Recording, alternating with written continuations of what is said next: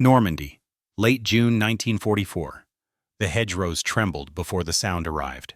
It was not the sharp crack of rifle fire or the irregular thud of mortars that British officers had grown accustomed to over years of war. This was something heavier, more deliberate, a rolling pressure that seemed to press the air itself downward. Along a narrow rise overlooking the American sector, British liaison officers stood beside their vehicles and watched the ground ahead dissolve into smoke, dust, and fire. The bombardment did not rush. It did not hesitate. It advanced methodically, layer by layer, as artillery batteries far beyond the horizon worked through pre-registered targets with mechanical precision. Fighter bombers passed overhead in steady intervals, not hunting, but arriving on schedule. Roads vanished. Tree lines collapsed inward. German positions, carefully prepared and deeply dug, simply ceased to exist as organized places on the map. One British brigadier later noted that this was not firepower as support. It was firepower as environment, something the battle moved inside rather than something it reacted to. For officers who had fought from Dunkirk to the deserts of North Africa and through the slow, grinding hills of Italy, the realization came quietly but unmistakably. The character of the fighting in France was changing, and it was changing because of the way the Americans brought war to the battlefield. And to understand why that moment mattered, it is necessary to step back to the long road that had brought Britain to Normandy at all.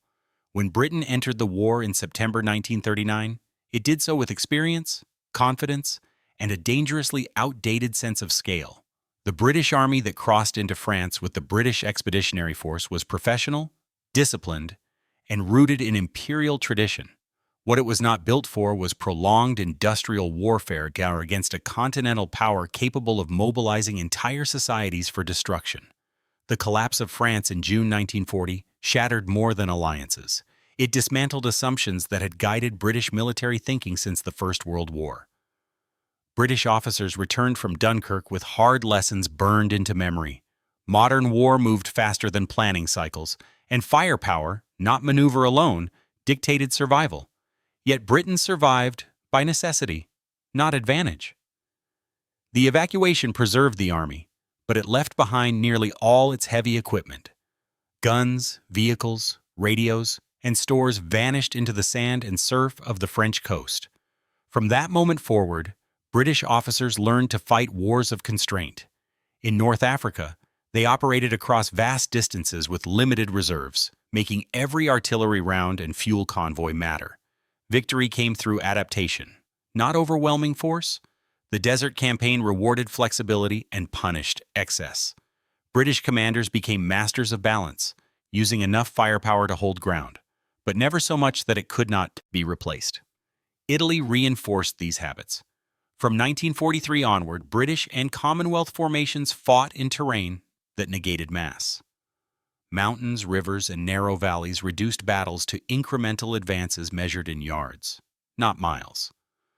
Firepower was applied carefully, often sparingly, because supply lines stretched back through ports that could barely sustain the armies fighting at the front. Officers learned to expect delays, shortages, and compromise as permanent features of war. By the time plans for returning to France took shape, British military culture had been shaped by years of attrition under limitation. Caution was not a flaw, it was survival doctrine. Operations were planned with the assumption that losses could not easily be replaced and that sudden breakthroughs were dangerous illusions. British officers did not expect war to be decided by singular, explosive moments. They expected it to be decided slowly, through pressure and exhaustion. The arrival of the Americans altered this mental landscape before a single shot was fired in Normandy. From 1942 onward, British observers watched U.S. forces arrive in growing numbers, first inexperienced, then rapidly improving. What stood out was not individual skill, but scale. American divisions arrived with full complements of vehicles, radios, artillery, and above all, the promise of replacement. Losses were accounted for, not feared. Ammunition was expended with an ease that unsettled officers accustomed to counting shells. British commanders respected American energy, but they also questioned American assumptions. Could this abundance survive contact with Europe's constricted terrain? Would American reliance on firepower hold when the weather closed in, roads collapsed, and German defenses hardened? These questions followed British officers into the planning rooms of 1944, shaping expectations for the coming invasion. Those expectations would be tested not in theory, but in the fields and hedgerows of Normandy, where two wartime cultures would meet under fire for the first time at full scale. By the time Allied planners fixed their attention on Normandy, the United States was no longer an emerging partner. It was an industrial system fully engaged in war. British officers assigned to joint headquarters could see the transformation in ledgers and shipping manifests long before it appeared on the battlefield. Where British planning revolved around allocation, American planning revolved around throughput. The difference was not philosophical, it was structural. American factories produced artillery pieces, trucks, aircraft, radios, and ammunition in quantities that reshaped operational thinking. Guns were not husbanded, they were deployed in depth. Air power was not a limited asset to be preserved for decisive moments.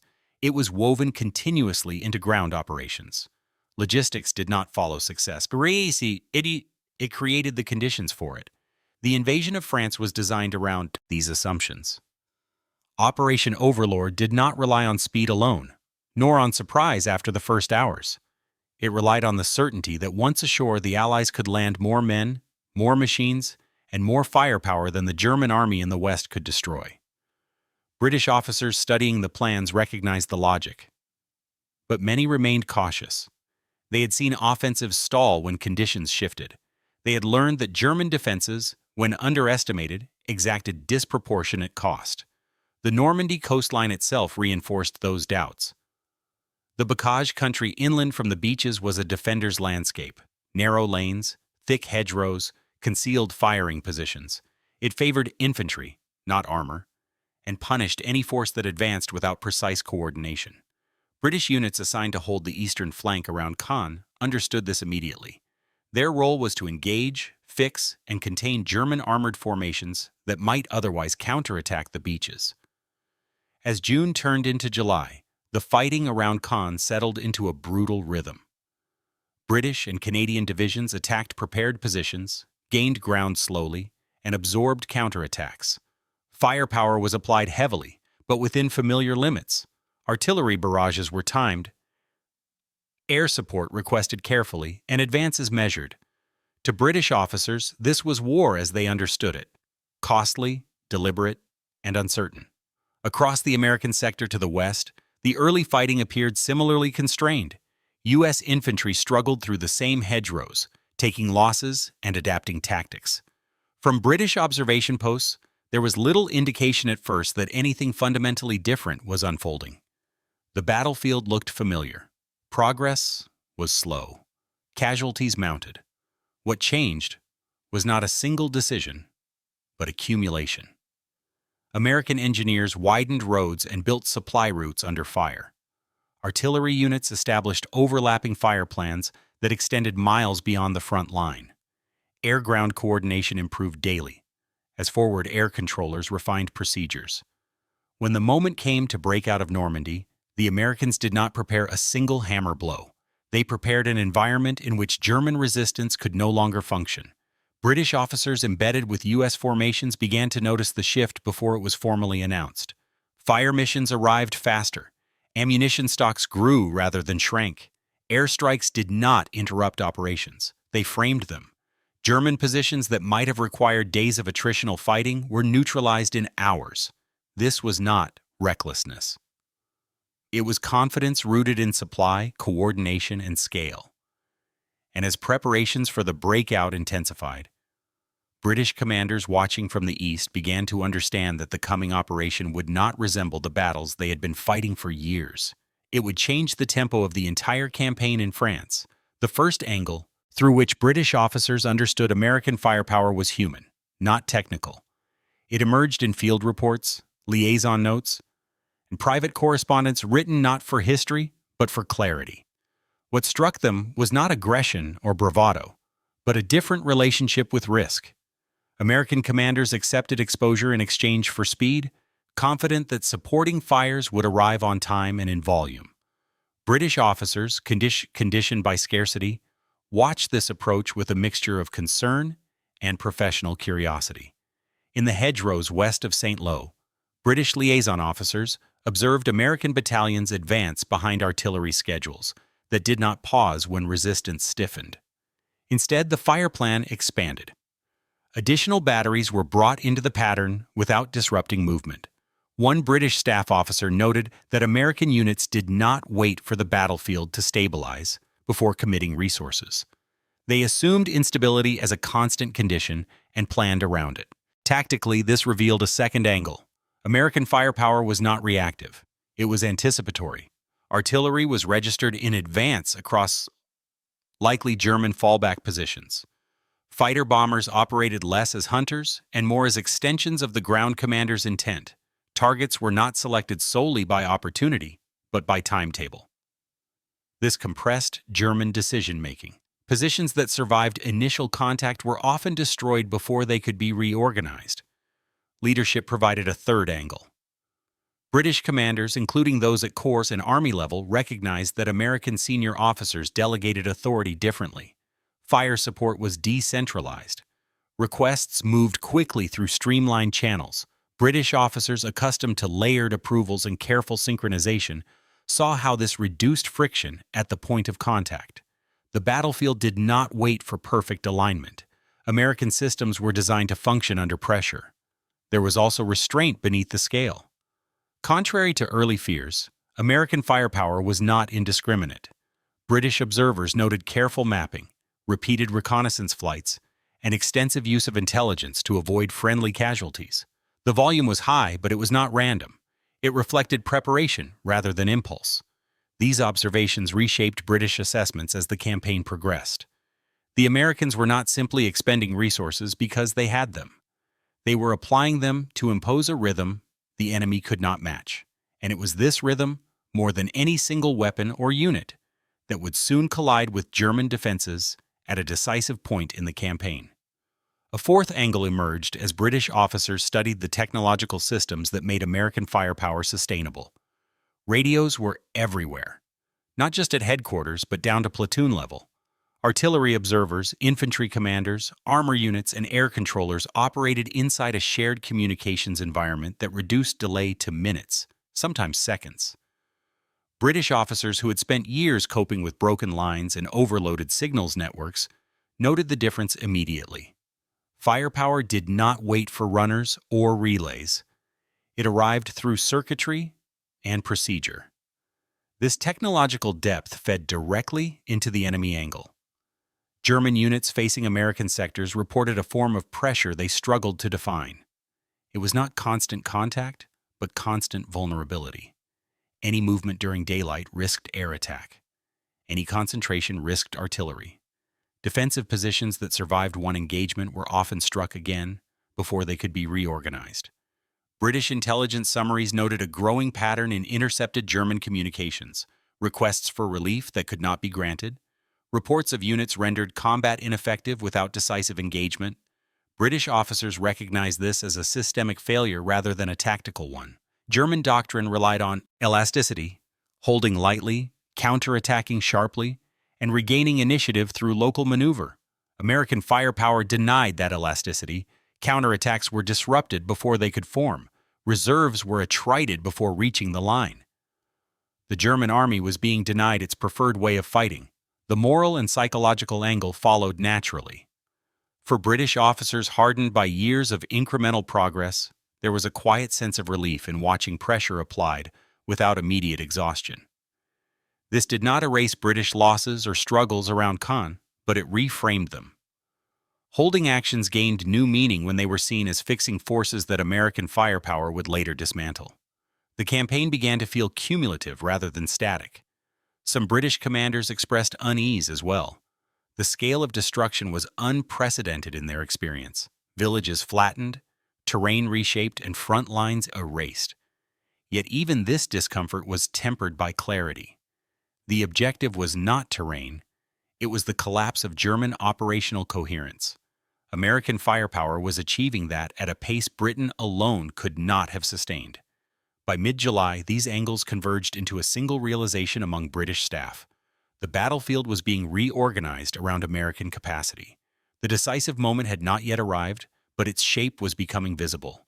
Preparations were underway for an operation that would test whether this system could do more than grind, whether it could break the German line outright. That test would come with the launch of Operation Cobra, where observation gave way to consequence. By late July 1944, the battlefield in Normandy had reached a point of compression. German forces were stretched thin, but not yet broken. British and Canadian armies continued to engage heavily around Caen, drawing armored divisions into costly defensive battles. This was not incidental. It was deliberate. British commanders understood their role in the coming operation, even if the full scale of what the Americans were preparing was still difficult to visualize. Operation Cobra was scheduled not as a gamble, but as a calculated release of pressure. British officers studying the planning documents noted the emphasis placed on preparation rather than maneuver. The objective was not to outflank German positions, but to remove them from the equation altogether. The Americans would not attempt to slip through the hedgerows. They would erase the hedgerows as fighting terrain. On the morning of July 25th, the atmosphere west of St. Lo changed before dawn. British liaison officers attached to U.S. units reported a sound unlike any previous bombardment in the campaign. Heavy bombers arrived first, not in scattered waves, but in massed formations flying low enough for individual aircraft to be distinguished. Their targets were narrow strips of German front-line defenses, mapped and remapped to ensure concentration. The bombing was not flawless. Some bombs fell short. Allied casualties occurred. British officers noted the cost with professional sobriety, but also recognized the scale of what was being attempted. This was not supporting fire. It was battlefield reconfiguration. When the bombers passed, artillery took over without pause. Thousands of guns fired in sequence, rolling the destruction forward. From British observation points, the effect was immediate and disorienting. German positions that had resisted weeks of ground fighting ceased to function as defensive systems. Command posts vanished. Communications collapsed. Units that survived were fragmented, leaderless, and exposed. The battlefield lost its shape. Lines became areas. Resistance became isolated acts rather than coordinated defense. British commanders understood what this meant for their own sector. As German reserves were drawn west to contain the breach, pressure around Caen intensified. But so did clarity. Holding ground now served a visible purpose. Every German division fixed in the east was one that could not respond to the American breakthrough. Reports from British Corps headquarters reflected a shift in tone. There was no triumphal language, only recognition. One senior officer noted that the Americans were not advancing into resistance. They were advancing into absence. Firepower had created space faster than infantry could occupy it. As the American advance began to move beyond the shattered front, British officers watched for the familiar signs of overextension. They did not appear. Supply followed immediately. Artillery displaced forward on schedule. Air cover expanded rather than thinned. The first phase of the turning point had passed. The German line had not bent. It had been stripped of its ability to exist. And the consequences of that absence were about to unfold across all of France. Within 48 hours of the initial bombardment, British officers began receiving reports that would have been unthinkable earlier in the campaign. American armored columns were moving not in carefully bounded advances, but in widening arcs. Road junctions were taken before German headquarters realized they were threatened. Villages were bypassed rather than assaulted, left isolated behind the advancing front. This was movement created by absence, the absence of coherent resistance.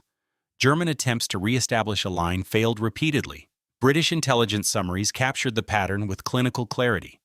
Units ordered to counterattack arrived piecemeal, already attrited by airstrikes and artillery interdiction. Columns were broken on the roads before reaching assembly areas. Fuel shortages compounded confusion. The German command structure, already strained, could not respond fast enough to conditions that changed hourly. British officers monitoring these developments noted something critical. This was not a collapse driven by panic, it was a collapse driven by arithmetic. German formations were losing men, vehicles, and communications faster than replacements could arrive. American firepower had accelerated the rate of loss beyond the enemy's capacity to absorb it. As U.S. forces surged south and west, British and Canadian armies intensified their own pressure around Falaise and the Orne. The battles were still hard, still costly, but now they were connected to a larger motion. German units facing British forces began to withdraw, not to reposition, but to escape encirclement. Commanders who had resisted stubbornly for weeks now faced a battlefield without rear areas. British officers later described this moment as the point when the campaign ceased to feel symmetrical. Previously, both sides had paid heavily for every mile. Now the exchange was unequal. American firepower did not merely support advance, it dictated the terms under which any movement could occur. German choices narrowed to withdrawal or destruction. The closing of the Falaise pocket confirmed what British officers had already understood. Entire German divisions were rendered ineffective in days. Equipment losses reached levels that could not be concealed or recovered. The road network of northern France became a graveyard of vehicles and men, visible from the air and meticulously recorded by Allied reconnaissance. There was no single moment of victory to observe, no flag raised that signaled completion. Instead, British commanders recognized a shift in probability. The German army in France was no longer a force capable of restoring the front. It was a force attempting to survive long enough to retreat. In staff meetings and after-action reports, British officers returned repeatedly to the same assessment. This was not brilliance in maneuver alone. It was the sustained application of firepower at a scale that denied the enemy time, space, and coherence. France was not being liberated one position at a time. It was being unbound. As Allied forces pushed toward the Seine, the implications of what had occurred in Normandy became unavoidable. The war in Western Europe had entered a new phase, one defined not by balance, but by momentum.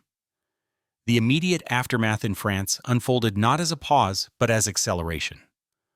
British officers noted that once the German front disintegrated, the campaign ceased to resemble anything they had previously experienced. Advances that once required weeks of preparation now unfolded in days. Planning cycles shortened. Opportunities multiplied faster than staff could formally record them. Across northern France, British and Canadian formations advanced alongside American units through terrain that had not yet recovered from the violence of July. Roads were choked with abandoned German equipment. Fuel trucks, artillery pieces, and armored vehicles lay destroyed or simply left where they had stalled. British intelligence teams cataloged the wreckage methodically, noting the same pattern again and again. Units that had attempted to withdraw under air attack, only to be fragmented beyond recovery. What mattered to British officers was not the destruction itself, but what it represented. German operational reserves no longer existed in meaningful form. The ability to mount counteroffensives, a defining feature of German warfare earlier in the conflict, had vanished. Any concentration large enough to threaten Allied movement was immediately detected and suppressed. This altered British operational behavior. Where caution had previously dominated, there was now room for calculated boldness. Corps commanders began to accept deeper advances and looser flanks, confident that American air and artillery would punish any attempt to exploit them. British units still fought deliberately, but the fear of sudden reversal receded. Reports from liaison officers emphasized how American logistics sustained this tempo. Fuel, ammunition, and replacements flowed forward at a rate British formations had rarely enjoyed. Artillery batteries displaced rapidly, maintaining continuous coverage. Air support remained consistent even as distances expanded. There was no familiar moment of exhaustion after success. Momentum did not decay. British commanders were careful not to misinterpret this shift as invulnerability. Losses continued. German resistance remained lethal when encountered, but the psychological balance had changed. The initiative no longer needed to be protected. It was inherent. As Allied forces crossed the Seine in late August, British officers reflected on how quickly the campaign had moved from attrition to pursuit. The fight in France had been transformed from a contest of endurance into a race against time. Not to survive, but to exploit advantage before the enemy could recover. And yet, even as the front raced eastward, British assessments remained measured. Victory in France was clear, but the war itself was not finished. The question now was whether this new way of fighting, built on American firepower and Allied coordination, could be sustained into the heart of Germany. In the weeks that followed the liberation of Paris, British officers began the slower work of interpretation. Reports were revised, lessons were extracted. The question was no longer what had happened in Normandy, but what it meant for the remainder of the war. The conclusions were sober, and in some cases, quietly transformative. British after-action analyses emphasized that the decisive factor in France had not been a single battle or commander. It had been continuity, the uninterrupted application of pressure across land, air, and supply. American firepower was effective not because it was dramatic, but because it did not stop. German forces were denied the pauses they relied on to regroup, reconstitute, and counterattack. This absence of recovery time appeared repeatedly in British summaries as the defining condition of collapse. Memoirs written later echoed this assessment. British officers described a growing awareness during August 1944 that they were operating inside a system larger than any single army. The Allied front moved as a connected organism. When one sector slowed, another accelerated. When resistance stiffened, firepower compensated. This interdependence reduced the consequences of local failure and amplified success. There was also a reassessment of British doctrine. Years of fighting under constraint had produced caution, discipline, and resilience. These qualities remained essential. But France demonstrated that when paired with American scale, restraint could be recalibrated. British officers did not abandon deliberation. They adjusted its boundaries. Planning began to assume abundance rather than scarcity, at least where American support was present. The German perspective, as reconstructed from captured documents, reinforced these conclusions. German commanders did not describe being outmaneuvered in classical terms. They described being overwhelmed by systems they could not disrupt. Communications failed. Movement was observed and punished. Firepower arrived faster than decisions could be made. British intelligence analysts underlined these passages, recognizing them as confirmation rather than revelation. By early September, British staff colleges were already incorporating lessons from France into future projections. The war ahead would still demand sacrifice, but it would increasingly be shaped by industrial capacity, coordination, and endurance at scale. Normandy was no longer viewed as an isolated success, it was a demonstration. For British officers who had entered the war expecting limitation to define every decision, this represented a profound shift. The balance of the conflict had moved beyond survival. It had entered a phase where victory could be pursued systematically. And as the armies turned toward Germany itself, the meaning of what had happened in France began to settle into something larger than campaign outcome. What British officers witnessed in France in the summer of 1944 was not simply the arrival of a powerful ally. It was the emergence of a new way of conducting war. One that did not rely on singular brilliance or moments of fortune, but on the steady conversion of capacity into inevitability. For Britain, the experience carried a quiet duality. Years of fighting under constraint had forged an army capable of endurance, discipline, and adaptation. Those qualities remained indispensable. But in France, they were finally paired with a system that could sustain pressure without pause. American firepower did not replace British experience. It amplified it. The significance lay not in any individual weapon or formation, but in integration. Artillery, air power, logistics, and command operated as a continuous process rather than a sequence of requests. This denied the enemy recovery and turned time itself into a weapon. German forces were not defeated because they fought poorly, but because they were placed inside a system that eroded their capacity to fight at a rate they could not reverse. British officers understood this distinction. Their writings avoided triumphal language. Instead, they emphasized reliability, repetition, and scale. War, as they saw it in France, had become less about winning battles and more about sustaining conditions the enemy could not endure. This realization extended beyond Normandy. It shaped how the remainder of the war in Europe would be fought and how post-war military planning would be conceived. Firepower was no longer merely destructive. It was organizational. It structured the battlefield before soldiers ever crossed it. In France, British officers did not simply witness American firepower turn the fight. They saw the future of modern warfare take form, not as spectacle, but as system.